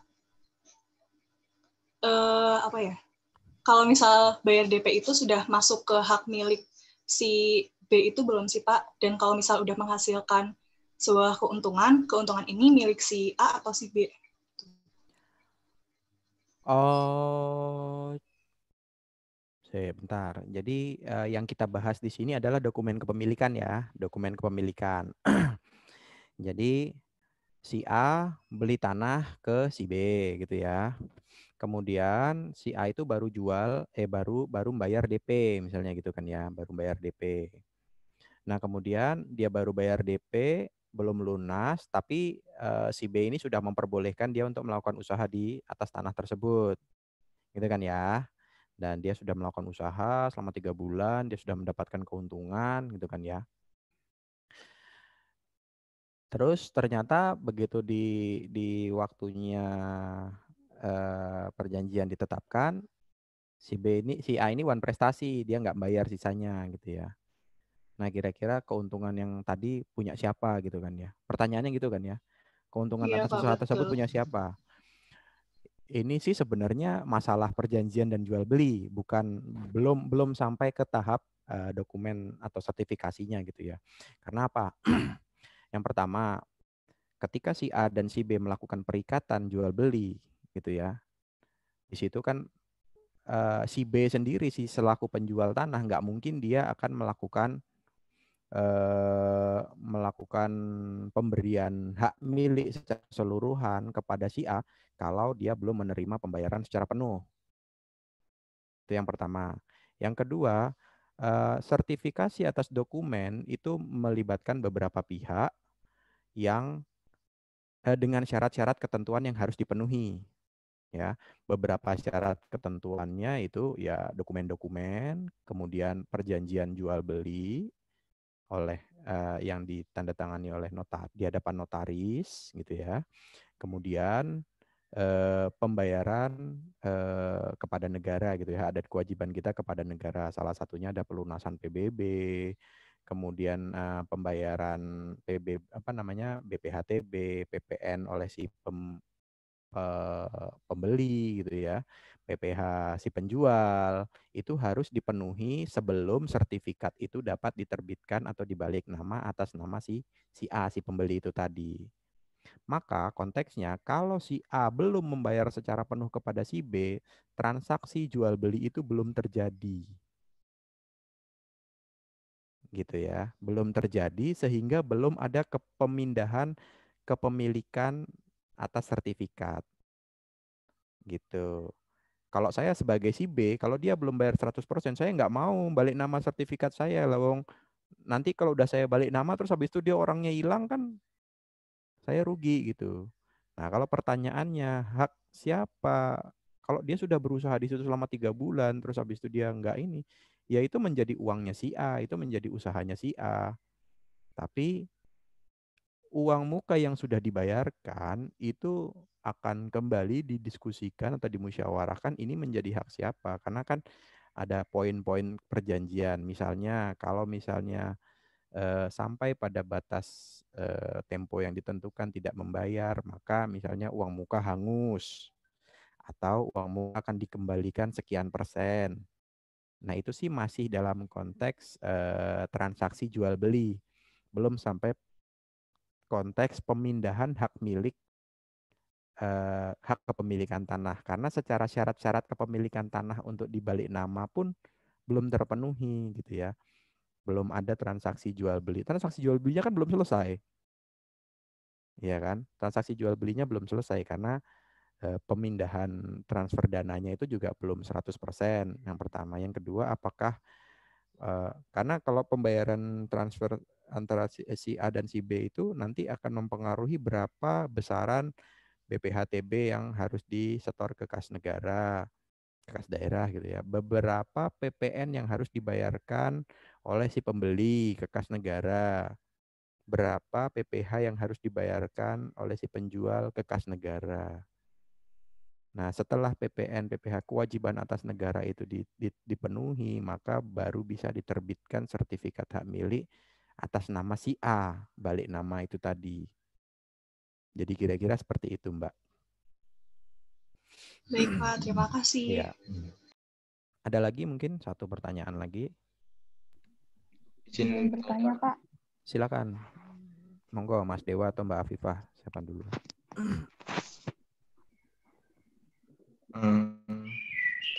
Terkait hak milik, Pak. tadi kan disebutkan jika hak milik itu hanya maksimal memiliki 5 bidang dengan luas tanah 5.000 meter persegi ya Pak. Nah, hak milik itu maksimal 5 untuk satu orang nama yang ada di akta itu, atau misalnya keluarga ini memiliki 5 orang anggota Pak, dan 5-5-nya tuh misalnya apakah boleh memiliki tanah sebanyak itu Pak? Jadi ada 25 bidang gitu Pak Boleh, misalnya Pak. untuk satu sertifikat, Mas. Untuk satu sertifikat. Oh. Jadi untuk satu sertifikat kepemilikan. Jadi kalau misalnya Anda lihat fenomena yang terjadi saat ini kan pejabat-pejabat itu memiliki tanah yang cukup banyak gitu ya. Ada yang punya tanah di Bali berapa biji, ada yang punya tanah di daerah mana berapa bidang, ada yang punya rumah di mana mana berapa bidang. Itu bisa jadi atas nama dia, bisa jadi atas nama anaknya, bisa jadi atas nama apa namanya ya, istrinya ya seperti itu. Tapi untuk konteks sertifikat hak milik kepemilikan atas satu sertifikat. Jadi setiap tanah itu kan memiliki sertifikat masing-masing gitu ya. Misalnya Anda punya tanah di Jurangmangu gitu kan. Dengan Anda punya tanah misalnya di Jakarta Selatan, itu berarti sudah 2 sertifikat. Nah, yang diatur batasannya itu adalah atas satu bidang satu sertifikat tanah itu untuk tempat tinggal dibatasi sampai sekian ribu meter persegi gitu. Karena konteksnya gini, kalau lebih dari sekian, maka itu tidak layak untuk tempat tinggal gitu ya. Makanya pertanyaannya tadi ketika Anda punya tanah 2 hektar atau sampai 5 hektar gitu ya. Ya mungkin Anda akan mau bikin istana gitu ya. Kira-kira seperti itu sih Mas. Pembatasan itu hanya Anda bisa memiliki lebih dari satu sertifikat hak milik bisa. Makanya tadi saya bilang kalau misalnya lebih dari lebih dari nilai limit yang diberikan, maka biasanya orang itu memecah jadi 2 sertifikat bukan satu sertifikat. Gitu. Jadi yang satu 2.000, yang satu lagi berapa ribu gitu. Atau misalnya dia pecah-pecah. Jadi misalnya anaknya ada 5 ya dia bagi satu-satu gitu. Biasanya seperti itu. Ya karena untuk menghindari limitasi atau persyaratan yang ditetapkan aja gitu. Salah satunya juga kenapa dibatasi, kenapa ditetapkan ya salah satunya ya karena memenuhi fungsi sosial gitu. Nggak bisa orang memiliki tanah seluas-luasnya untuk tempat tinggal gitu. Itu salah satu fungsi distribusi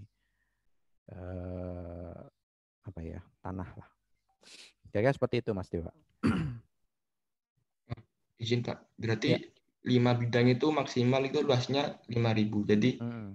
satu bidang 5.000 atau 5 bidang itu 5.000 Pak? Iya satu bidang 5.000, satu bidang 1.000. Biasanya satu bidang itu hitungannya 1 hektar gitu. Satu bidang tanah itu 1 hektar biasanya seperti itu. Memiliki. Kalau bisa banyak itu Pak, apakah ada pajak progresifnya Pak? Kayak Saya nggak mobil tahu. gitu Saya Pak. nggak tahu. Oh. Biasanya dia karena perbedaan batasan-batasan. Jadi misalnya gini, Anda punya tanah 1.000 hektar. Terus di tanah itu tapi tanahnya itu sebelah-sebelahan dengan jalan. Gini, tanahnya misalnya ini nih. Kalau Anda di Jalan Ceger lah paling gampang gitu ya, Jalan Ceger.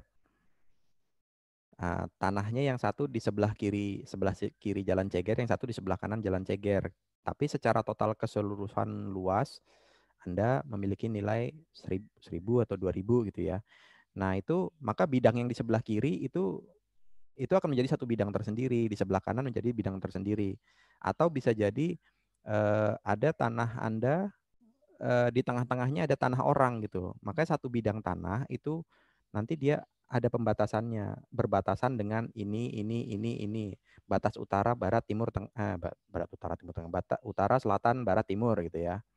Bidang kedua dengan luasan sekian berbatasan dengan ini. Biasanya tanah si A atau kali atau apa atau jalan apa gitu. Gitu. Nah, itu dibatasi maksimal 5 bidang. Jadi kalau misalnya lebih dari 5 bidang, jadi kalau tanahnya terpecah-pecah gitu ya, tanahnya terpecah-pecah menjadi beberapa bidang, maka itu cuma dibatasi maksimal 5 bidang. Gitu. Baik, Pak. Terima kasih. Ya. Silakan Mbak Afifah, sekalian aja deh. Ya, Pak. Kan tadi ada contohnya kalau tanah di tebing tinggi terus terkikis gitu ya, Pak ya. Terus Ya, silakan. kan secara hukumnya nggak bisa diakuin. Tapi kalau misalnya nih Pak ada tanah dan di pinggir sungai juga terus terkikis, tapi itu nggak semua, kayak cuman sebagian di pinggir-pinggirnya aja gitu Pak. Ya, Nah itu bayar pajaknya sesuai yang tertulis di SHM-nya atau sesuai luasan tanahnya yang udah terkikis itu ya Pak ya? Makasih, Pak. Kalau pajak itu biasanya itu nanti kembali ke ininya, ke Pemdanya gitu ya. Jadi kalau sertifikat hak miliknya itu akan tetap segitu. Jadi kalau contohnya saya kasih contoh, misalnya rumah saya ini gitu ya. Di sertifikat hak miliknya tanah saya ini luasannya 89. Saya nggak tahu 1 meternya lari kemana, hilang kemana gitu ya. Kalau dari yang jual dulu bilangnya 90 gitu ya. Dan juga sebenarnya kalau dihitung secara nalar juga namanya tanah 6 kali 15 ya pasti 90 gitu ya. Cuman ketika sertifikatnya turun, luasan tanah saya itu 89 meter persegi. Nah, saya nggak ngerti dia dapat angka 89 itu dari mana gitu. Mungkin apakah 15 cm kali 6 meter itu motong jalan atau gimana, saya juga nggak ngerti. Udah, oke. Secara SHM luasan tanah saya 89 meter persegi. Tahun 2019 saya membayar PBB untuk tanah dengan luasan 90 meter persegi. PBB yang menerbitkan itu Pemda, gitu ya, dari hasil sensus kemarin. Di tahun 2020 saya membayar PBB untuk tanah dengan luasan 80 apa 88 meter persegi gitu. Jadi saya cuma bayar 90.000 itu untuk pajak tanah saya gitu. Saya lihat kan, ya saya nggak ngerti juga kenapa bisa berubah angkanya seperti itu, saya juga nggak ngerti gitu ya. Jadi itu untuk pembayaran PBB itu merupakan ketetapan dari Pemda masing-masing.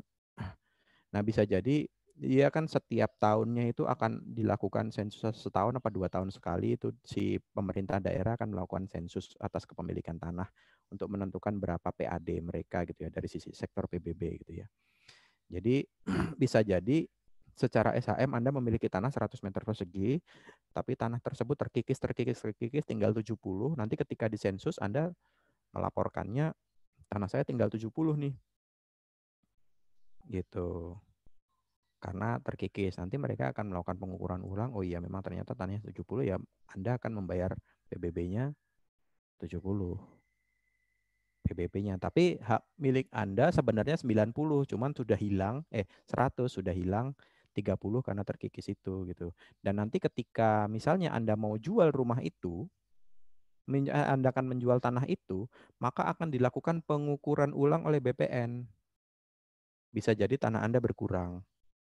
Dan itu lazim terjadi sih, banyak. Jadi kayak misalnya dulu AJB, tanah. Kan kalau orang biasa ngukur tanah itu cuma dipatok-patok doang gitu kan. Dipatok-patok doang, seret, total berapa, 100 meter persegi. Udah, nanti yang ukur datang, yang ukur beda lagi, bisa jadi angkanya beda lagi. Kira-kira seperti itu. Nggak masalah. Jadi kalau seharusnya si Pemda itu dia mengacu pada luasan tanah yang dimiliki sesuai dengan SHM-nya. Tapi bisa jadi itu tadi dengan adanya sensus, misalnya melakukan updating kepemilikan, itu bisa juga memperbarui. Karena kalau PBB itu luasan tanah yang akan dikenakan PBB itu relatif lebih mudah diupdate daripada ketika Anda mengurus sertifikat pengubah sertifikat hak milik gitu ya. Karena Anda rugi kalau misalnya tanah Anda berkurang, itu sebenarnya Anda rugi gitu kan. Dari sisi ketika Anda mau menjual gitu. Ya kan, seperti itu. Dan prosesnya lebih panjang kalau misalnya Anda mengubah sertifikat itu karena melibatkan beberapa instansi. Oke, kita lanjutkan lagi. Masih ada sedikit materi.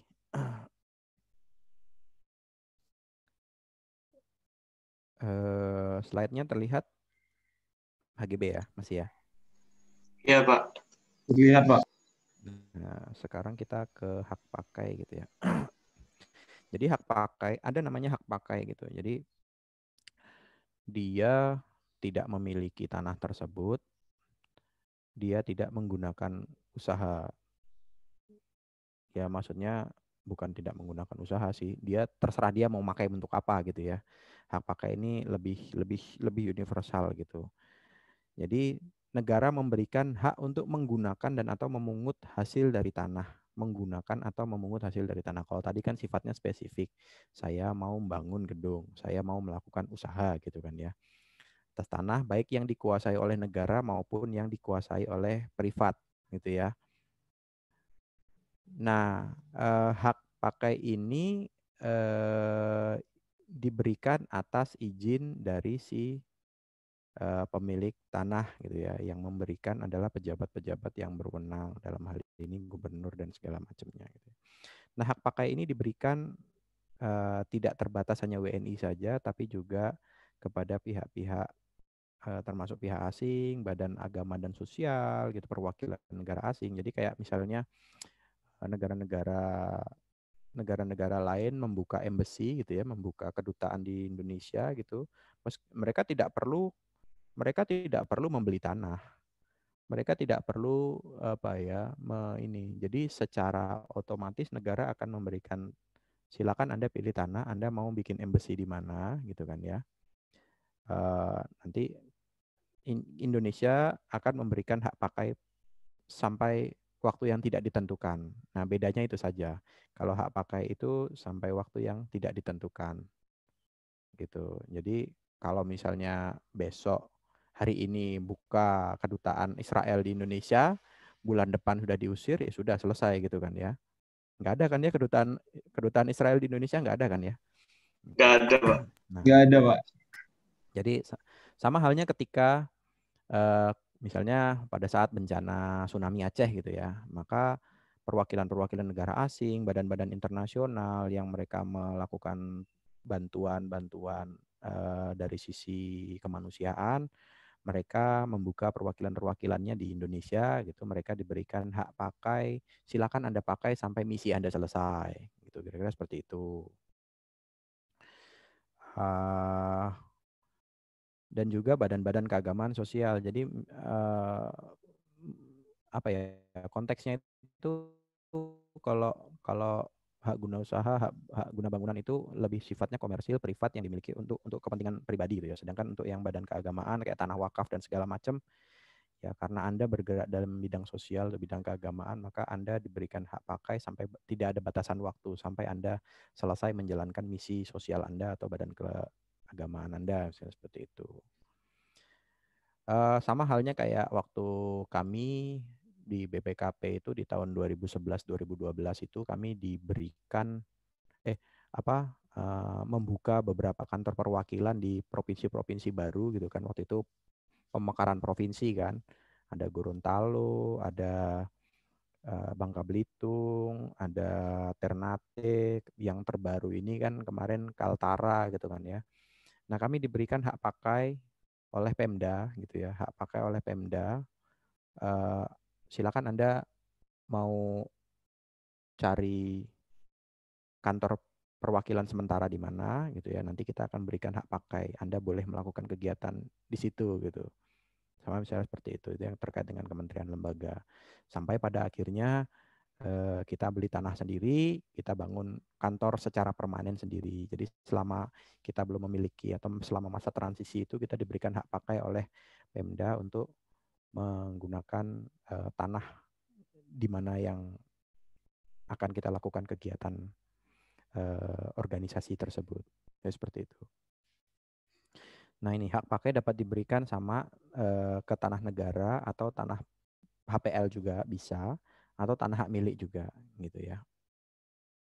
Hak milik pribadi gitu ya. Untuk jangka waktunya, untuk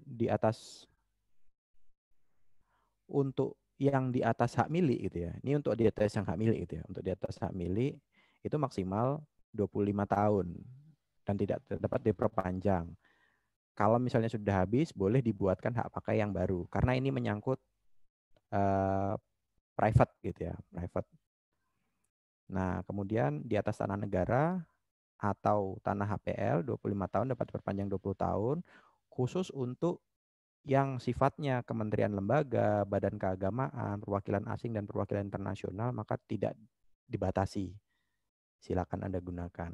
Konteks hak pakai ini adalah untuk memudahkan memberikan fasilitas khusus bagi sebenarnya fasilitas khusus bagi instansi-instansi atau negara-negara atau organisasi-organisasi internasional yang bekerja sama dengan kita gitu untuk melakukan usaha atau kegiatannya di sini gitu ya dalam rangka kerjasama gitu ya.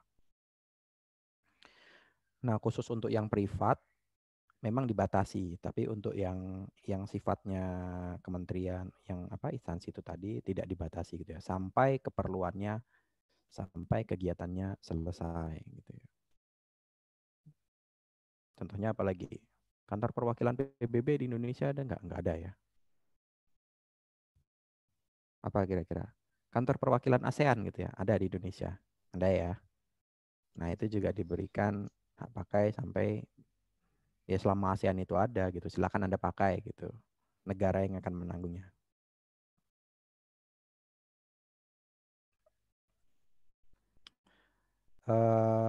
Maaf Pak, Persyaratan. Ya, silakan. 10 menit lagi. Oh iya, ntar tutup dulu portalnya. Ya Pak. Ini kemarin salah satu permasalahan yang diangkat dalam rapat sama Pak ini, bahwa beberapa dosen tidak menutup perkuliahan. Ya, menutup perkuliahan itu kadang-kadang karena bisa jadi kuliahnya interaktif sampai lupa gitu, sampai kelewatan gitu ya. Tapi kadang-kadang juga ya ada juga ya misalnya kuliah fiktif gitu kan. Dibuka terus ditinggal udah nanti kuliahnya kapan-kapan. Itu salah satu sebenarnya menghindari yang itu sih. Iya, Pak. Iya, banyak. Kok iya tuh berarti Anda pernah mengalaminya seperti ya kuliah fiktif ini. Pak. Di semester kemarin. Kenapa? Di semester kemarin pernah. Oh gitu. Ini ya biasanya cuman dibuka aja, tapi nanti kuliahnya diganti hari apa gitu ya biasanya ya. Iya Pak. Atau enggak juga gitu. Ada yang kayak Atau gitu, ada juga, yang gitu. Kayak gitu. absen ditinggal. Oh gitu ya. Wah. Kalau saya juga kan kemarin sempat ditawarin sama mahasiswa ganti hari gitu kan, ganti hari ternyata tidak di-approve sama BAK gitu kan. Terus mahasiswa bilang, Pak, ini aja Pak, absennya tetap di hari itu, tapi nanti kuliahnya diganti lain, jadi nggak perlu. Ya masalahnya bukan absennya di hari itu juga, di hari itu saya nggak bisa ngabsen juga gitu, karena saya ada kegiatan lain gitu kan. Kalau saya cuman idle, cuman duduk-duduk denger diem gitu aja sih nggak masalah, tapi di saat itu juga saya ada kegiatan yang lain yang tidak memungkinkan saya buka portal, nungguin portal sampai 2-3 jam, kemudian saya nutup lagi gitu. Itu bukan itu gitu ya masalahnya. Kalau misalnya seperti itu sih nggak apa-apa nih. Oke, nggak apa-apa. Sudah selesai urusan portal. Kita lanjutkan lagi. Penyertaan modal, hibah dan juga warisan gitu ya. Hampir sama semua terkait hak-hak ini gitu ya. Jadi yang paling yang perlu Anda bedakan ya terkait dengan siapa subjeknya, apa objek. Kalau objeknya hampir sama gitu ya. Objeknya hampir sama. Bisa di tanah milik negara, tanah milik pribadi, atau tanah HPL gitu secara objek. Kalau secara subjek ya itu tadi Anda harus bisa membedakan mana yang boleh hanya WNI, mana yang WNA juga boleh gitu, mana yang batasan-batasannya lah kira-kira seperti itu. Kemudian jangka waktu yang diberikan. Nah, kemudian terkait dengan hak sewa ini juga sama, hampir sama dengan hak pakai, cuman ini sifatnya sewa, jadi ada nilai ekonomis yang dikeluarkan gitu ya. Hak sewa bangunan, pihak yang dapat memiliki baik WNI, WNA juga boleh di sini ya. Ini lebih luas, lebih universal karena sifatnya kalau sewa ini kan dia memang bisnis gitu ya, bisnis. Ada nilai ekonomis. Jadi diperbolehkan semua. Bahkan ya WNA juga kalau ke sini ya dia sewa kontrak gitu ya, nyewa rumah gitu. Nyewa tanah juga bisa gitu. Karena ada batasan-batasan waktunya gitu ya. Kemudian ada beberapa hak ya, hak membuka tanah, hak memungut hasil hutan, ada juga misalnya beberapa izin-izin yang terkait dengan tanah gitu ya. Jadi kalau kayak contohnya jalan tol Sumatera yang membentang dari Banda Aceh sampai ke tol Bakahuni Lampung gitu ya. Itu kan melewati beberapa hutan ya, baik hutan lindung, hutan produksi dan segala macam, maka itu harus memiliki izin IPPKH gitu ya, izin pinjam pakai kawasan hutan yang nanti prosesnya panjang itu, prosesnya panjang mulai dari RT RW daerah, RT RW nasional sampai dengan izin dari Kementerian Lingkungan Hidup dan Kehutanan gitu ya. Jadi ya memang terkait dengan tanah ini memang banyak yang dilibatkan karena itu tadi investasi nilainya sangat besar, setiap orang ingin memiliki gitu ya. Sehingga ya diperlukan kehati-hatian dalam menetapkan suatu hak atau kepemilikan atas tanah tersebut. Ini beberapa hak-hak yang lain. Kalau yang tadi sifatnya permanen, kalau ini sifatnya sementara gitu ya, sifatnya hak gadai, hak usaha bagi hasil dan segala macamnya, hak sewa. Kemudian yang terkait dengan HPL tadi sudah. Ini ada contohnya, misalnya pengelolaan gedung GBK gitu ya. GBK itu tanahnya milik negara, pengelolaannya diberikan negara menunjuk Setnek sebagai pengelola GBK gitu ya, Sekretariat Negara sebagai pengelola GBK. Nah, kemudian oleh Setnek menunjuk badan pengelola GBK yang dari unsur-unsur pemerintah pusat maupun Pemda DKI.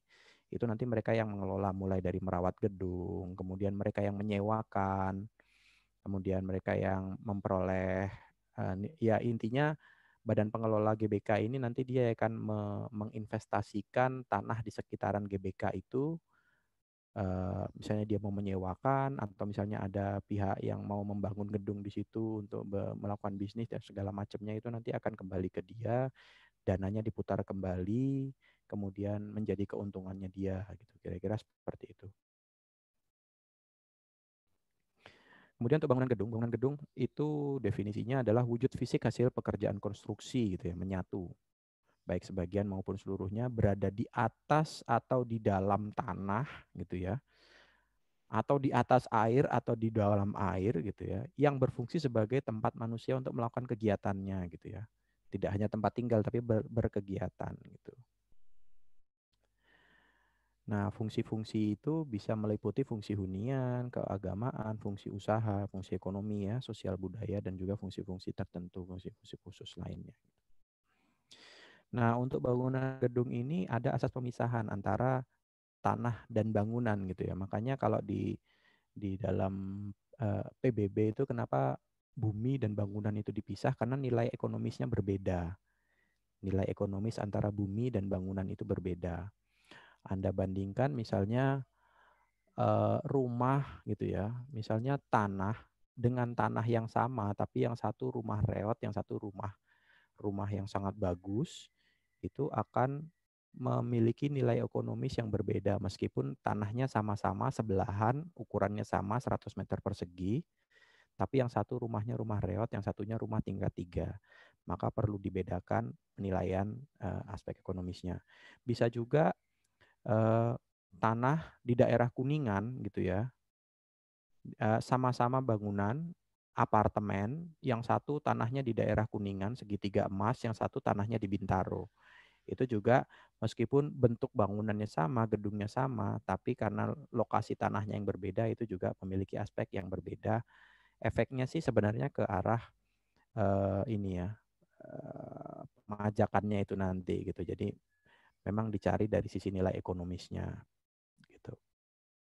PBB sendiri terpisah antara tanah dan bangunan gitu ya. Biasanya kalau di daerah-daerah Pondok Aren, daerah Ceger itu nilai tanahnya itu jauh lebih murah daripada pajak bangunannya gitu ya. Tapi kalau di daerah Bintaro bisa jadi pajak tanahnya itu jauh lebih tinggi daripada pajak bangunannya. Biasanya seperti itu. Tergantung dari konteks ekonomi mana yang lebih dinilai lebih mahal gitu ya.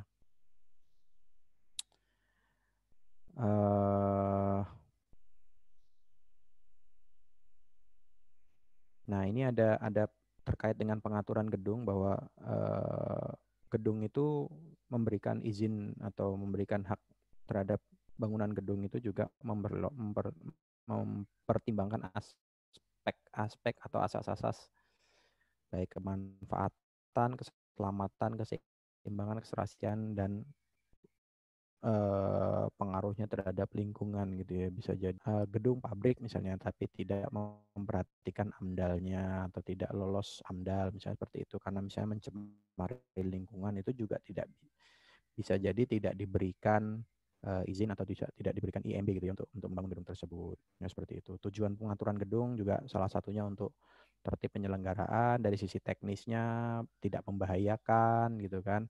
Misalnya yang harusnya pakai besi 12 dia pakai besi 6 gitu ya, yang efeknya nanti bisa misalnya bangunannya runtuh atau mempengaruhi tetangganya kayak seperti itu.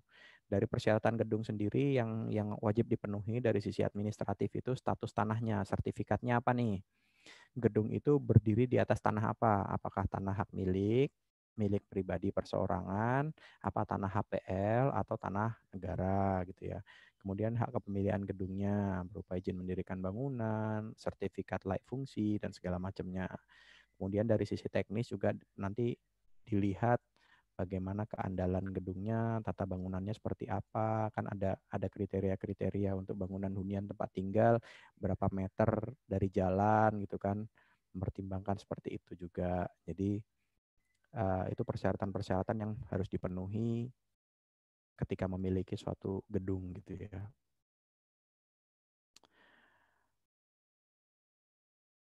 Ini kita lanjutkan saja. Nah, yang terkait dengan SBKBG gitu ya, surat kepemilikan gedung, surat kepemilikan bangunan gedung. Nah, ini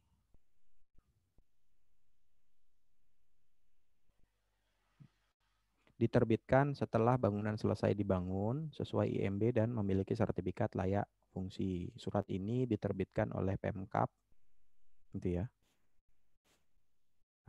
Pemerintah daerah, dasarnya bukti kepemilikan gedung itu bahwa gedungnya sudah berfungsi, gedungnya sudah ada, sudah memiliki IMB dan sudah memiliki sertifikat layak fungsi. Nanti untuk persyaratan-persyaratannya itu tadi hampir sama, status tanahnya, status kepemilikannya, dan juga IMB-nya gitu.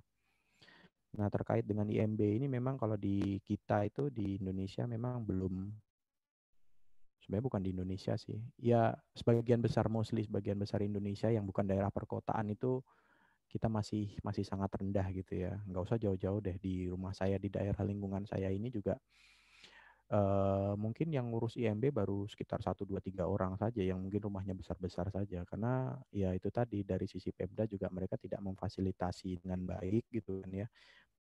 Kadang-kadang ya sebenarnya untuk pemilik bangunan itu dia willing to pay, ingin memiliki kepastian atas aset yang dimilikinya. Cuman kadang-kadang dari sisi Pemdanya sendiri ketika kita mau mengurus kadang dipersulit, kadang banyak pungli dan segala macam ini itu yang menyebabkan orang jadi apatis, menjadi ngapain diurus gini kan, orang juga nggak penting-penting amat gitu, tidak ada penegakan hukum juga. Lain misalnya ada penegakan hukum, kenakan denda atau segala macam, itu sangat mempengaruhi gitu ya. Nah, untuk sertifikat layak pakai ini berbeda-beda untuk masing-masing ini ya. Jadi kalau misalnya kalau secara umum prinsipnya itu untuk rumah tinggal tunggal itu rumah satu gitu ya.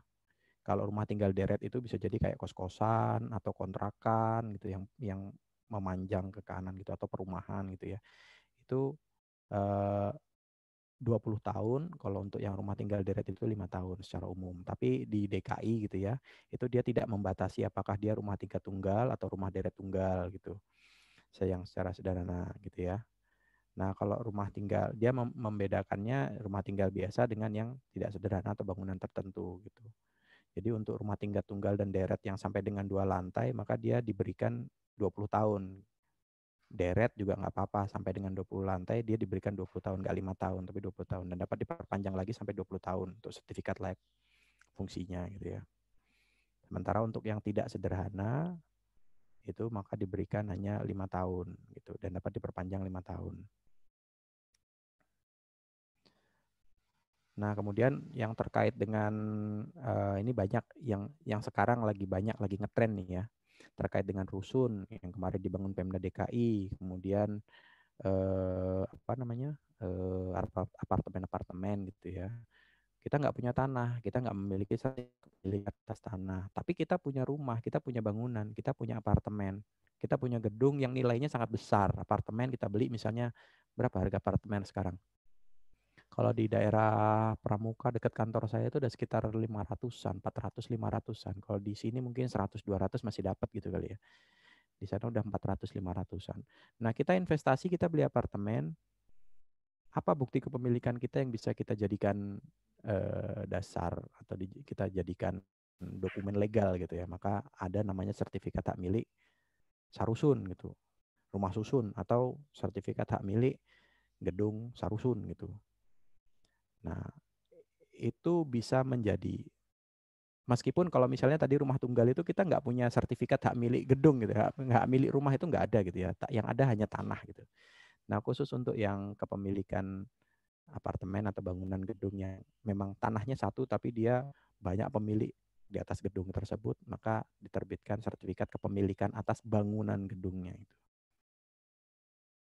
Nah, itu bisa di atas tanah hak milik, HGB, hak guna bangunan gitu ya. Jadi ada tanah hak miliknya, tanah hak milik seseorang atau negara, kemudian di atas tanah situ ada hak guna bangunan, misalnya di tanah HGB ini dimiliki oleh developer gitu ya, developer apartemennya. Nanti atas tanah HGB tersebut diterbitkan SK BG Sarusun, misalnya sertifikat hak milik Sarusun, misalnya atas nama pribadi-pribadi tersebut. Jadi itu bisa menjadi bukti kepemilikan, gitu kira-kira. Nah, kemudian dokumen properti lain bisa terkait dengan air tanah, tata ruang, tapi ini jarang digunakan. Memang air tanah ini sebenarnya juga menjadi salah satu objek pajak, objek pajak beretribusi ya, saya lupa. Cuman pelaksanaannya sampai sekarang di Indonesia belum ada gitu ya. Harusnya kalau misalnya orang yang ngebor di jalan itu, ngebor sumur di rumah itu dikenakan pajak ya, pajak beretribusi itu, pajak air tanah. Kalau pajak retribusi kan ada air tanah sama air permukaan gitu. Salah satu pajak, yang salah satu retribusi kalau nggak salah, itu saya lupa itu. Nah, itu di kita belum ini. Kalau misalnya mau meningkatkan pendapatan sih sebenarnya ya salah satu yang disasar itu setiap rumah hampir punya gitu, hampir semua rumah punya gitu yang tidak dilewati jalur PDAM gitu ya. Ya, mungkin terkait dengan materi pertemuan 2 sampai di sini. Silakan kalau misalnya ada yang mau didiskusikan, teman-teman. Mungkin 1-2 pertanyaan. Ya, silakan 1-2 pertanyaan. Nanti sisanya kita bahas di grup WhatsApp kali ya. Silakan Mas Andika. Saya Andika Boyo, nomor 6. Saya izin bertanya terkait hak guna usaha tadi, Pak. Tadi kan sempat dibahas hak HGU itu bisa diberikan untuk badan-badan hukum yang bermodal asing, yang penting itu membantu pemerintah dalam proyek strategis pembangunan nasional.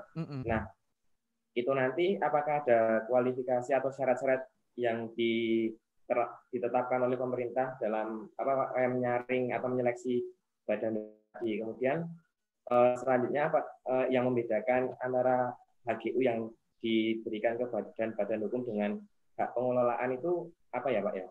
Sekian. Oh ya, jadi HGU itu tadi itu ya, usaha-usaha itu diberikan atas tanah yang dengan luasan-luasan yang sangat besar gitu kan. Yang pertama, usaha-usahanya juga dibatasi dari sisi peternakan, pertanian. Ya karena usaha yang membutuhkan lahan yang sangat luas itu ya usaha pertanian, perkebunan, peternakan gitu ya.